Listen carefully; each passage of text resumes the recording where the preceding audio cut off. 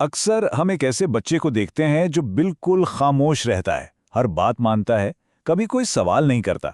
और हम सोचते हैं, वाह क्या तरबियत है। वालिदैन को लगता है कि हमारा बच्चा हमारी कितनी इज्जत करता है। लेकिन क्या ये वाकई इज्जत है या कुछ और? तो सबसे बड़ा सवाल यही है, क्या एक खामोश बच्चा वाकई एक डिसिप्लिन वाला बच्चा है, या उसकी खामोशी के पीछे कोई ऐसी कहानी है जिसे हम सब नजरअंदाज कर रहे हैं?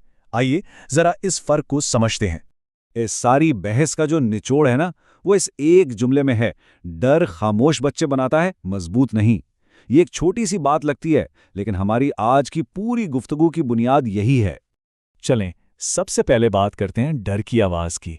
जब तरबियत की बुनियाद खौफ पर रखी जाए तो एक बच्चा असल में सीख क्या रहा होता है? देखें, डर की ना एक अपनी जुबान होती है। ये बच्चे के जहन में एक आवाज की तरह गूंजती है, अगर मैंने कुछ भी बोला तो मुझे डांट पड़ेगी। बस यही खौफ उसके ख्यालात और उसके एहसासात सब पर ताला लगा देता है। तो फिर होता क्या है? डर की वजह से बच्चे अपनी गलतियां छुपाना सीख जाते हैं, और जो गलती छुपानी हो तो फिर छोटे छोटे झूठ बोलने पड़ते हैं। वो अपने जज्बात को जाहिर नहीं करते, बल्कि उन्हें अपने अंदर ही कहीं दफन कर देते हैं। और हाँ, वो बात जरूर मानते हैं, लेकिन दिल से नहीं, इज्जत की वजह से नहीं, बल्कि सजा के खौफ से। अच्छा, अब इसका दूसरा पहलू देखते हैं, यानी इज्जत की ज़बान। इसका मकसद सिर्फ हुक्म मनवाना नहीं है, बल्कि एतमाद का रिश्ता बनाना है। इज्जत की जुबान बिल्कुल अलग है। ये कहती है, मुझे तुम पर भरोसा है कि तुम सच बोलोगे।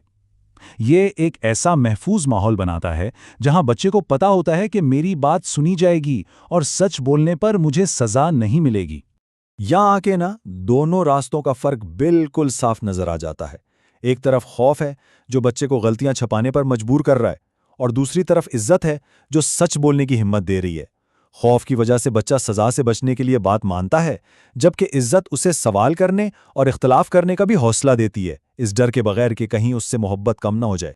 तो इन दोनों तरीकों का बच्चे के किरदार पर क्या असर पड़ता है? ये फर्क वक्ती कंट्रोल और लंबे अरसे की मजबूती के दरमियान है। आइए इस गहरे असर को समझते हैं। पता है, खौफ का सबसे बड़ा मसला यह है कि इसका असर सिर्फ वक्ती होता है। ये बच्चे के रवैये को सिर्फ तब तक कंट्रोल करता है जब तक आप उसके सामने हैं। जैसे ही आप कमरे से बाहर गए, वो कंट्रोल भी खत्म हो गया। लेकिन इज्जत इसके बिल्कुल उलट काम करती है। ये बच्चे के किरदार को अंदर से बनाती है, इसके उसूलों को मजबूत करती है, जो इसकी गैर मौजूदगी में भी इसकी रहनुमाई करते हैं, चाहे कोई दिखने वाला हो या ना हो। तो यहाँ एक लम्हे के लिए रुककर सोचिए, जब आपका बच्चा बड़ा होगा तो आप उसे कैसा इंसान बनता देखना चाहते हैं? ये दो मुमकिना मुस्तकबिल हैं। क्या आप एक ऐसा नौजवान चाहते हैं जो हर ऊंची आवाज के सामने सर झुका दे, या फिर एक ऐसा इंसान जो अपने उसूलों पर मजबूती से खड़ा रहे?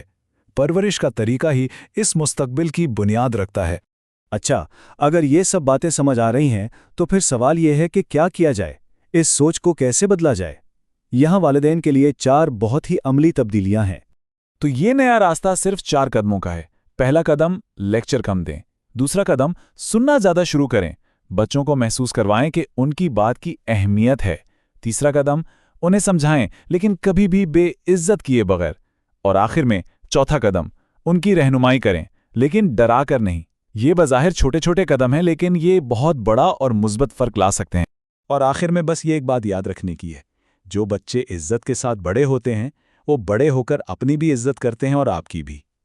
ये सिर्फ नज़्म-ओ-ज़ब्त की बात नहीं है, ये एक मजबूत, पुरएतमाद और काबिल एहतराम इंसान की तामीर की बात है।